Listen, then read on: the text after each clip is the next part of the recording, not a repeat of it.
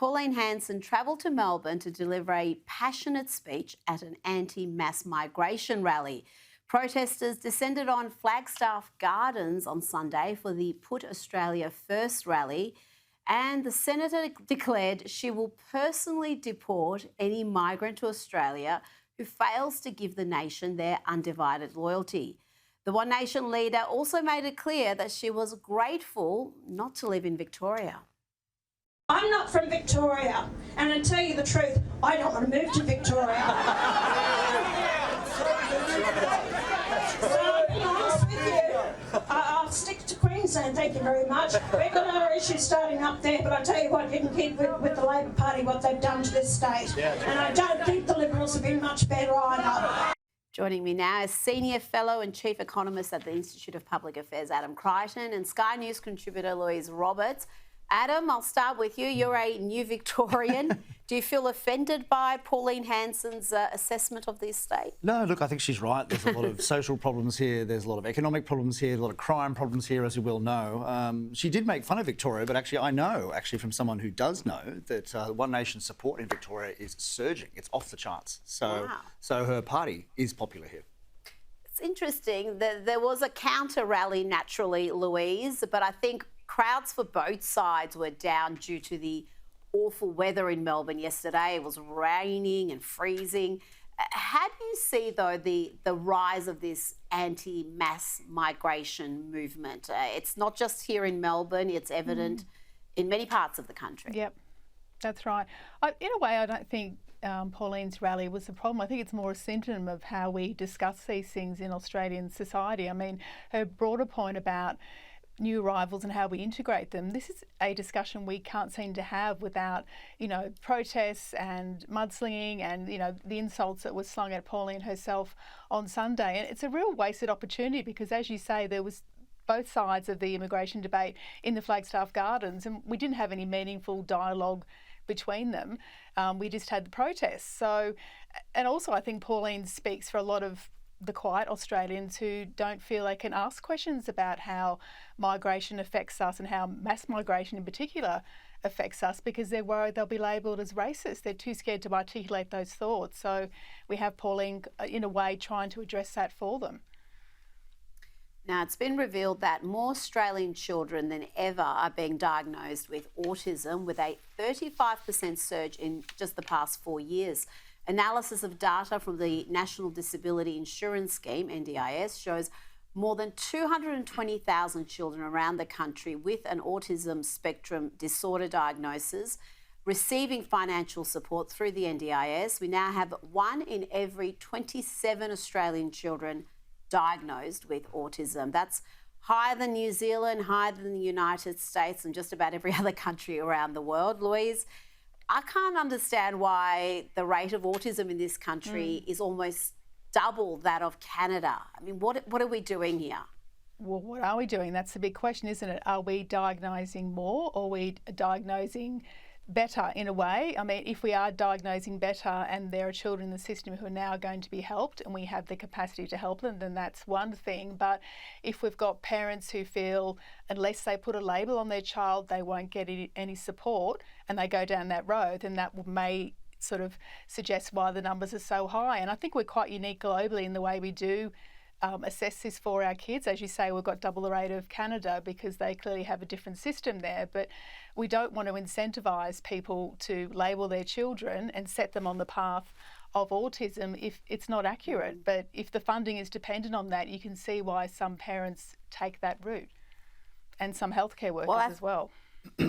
Adam, I think Louise has hit the nail on the head. Are we incentivising autism being diagnosed?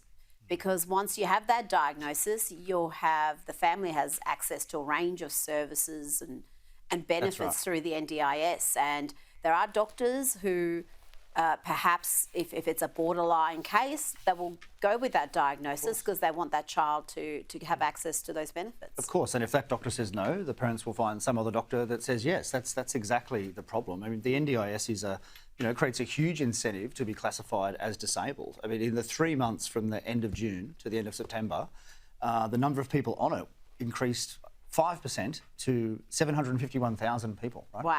So this was a scheme that was forecast to have a few 100,000 at most on it back when it was first proposed 10 years ago.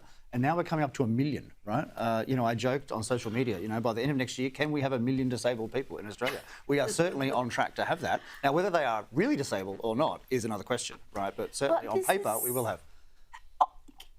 As is often the case with Labor, I've got to choose my words carefully here, they come up with a scheme that's actually worthwhile and important in the way it's initially presented, and then it morphs into something entirely different.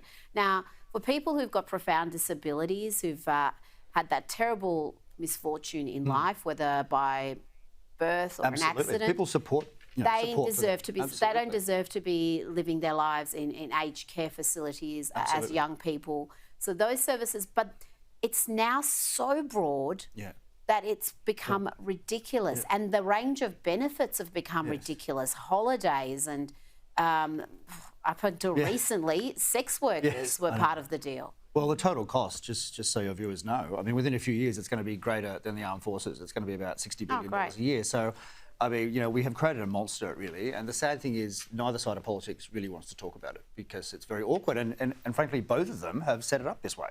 That's it. And this is what happens when the Conservatives in this country are too gutless to have the difficult discussions. It gets away from you and it becomes so much harder to reel these things back, because if you do try to do that now, you're going to have every sob story in the media of kids who are going to be adversely affected, and it's going to be very difficult politically to do anything about this.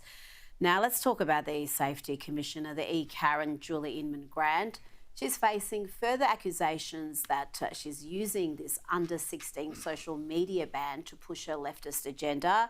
The ban comes into place on December 10 and will force children under 16 off Facebook, Instagram, Snapchat, everything, TikTok, X, Threads, Reddit, Twitch, Kik, even YouTube. Under 16s won't be able to be on YouTube, but there is a social media site they can still use. The toxic leftist lunatic asylum called Blue Sky is not covered under the ban, Adam, and even Dr. Nick Coatsworth, hardly a right-wing reactionary, is asking why. I mean, this just is incredible that this is being allowed to happen, that the coalition together with Labor, and this was a coalition policy, this was one of Peter Dutton's sort of genius ideas, but they can't see the unintended consequences of limiting people's access to information. Yeah, well, obviously Blue Sky is very pro-left generally, so that just shows that this is a political, the rationale behind this is actually political in part. They don't like children getting access to certain ideas. I don't think it's about images so much, because I think I was reading recently, they can still get to various pornographic websites. They're not blocked, but YouTube's blocked. Because but of course, X-rated pornography isn't? I don't think it is. I don't think it is. That makes perfect sense. It's still, you can still get to it somehow if you're really determined. So, look, this is just about blocking a certain big sites, and I don't think it's going to work. Also, it's a slippery slope, I think, to ultimately the government saying, we want to know what everyone's watching, basically, on the internet. That's going to be next. And Louise, that's the question about, is this going to really impact every person who uses social media in this country? Because now you'll have to, I don't know, perhaps have proof of ID or submit some sort of document to these social media sites, so you'd rather not, to prove that you are over 16. So it's not going to just impact that age group, it's going to be impacting everyone online.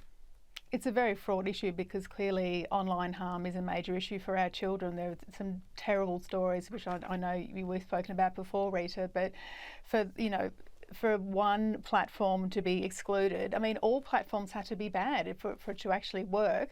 And as you say, there will be ways, and as Adam said as well, there will be ways around it for those who are so absolutely determined to access a certain type of content. But I guess in a way, at least we're doing something. At least we're doing some kind of ban. We're trying to help children who are suffering in this online space. But I'm really, as a parent, I'm really concerned about how it will actually roll out and what the net benefits will be.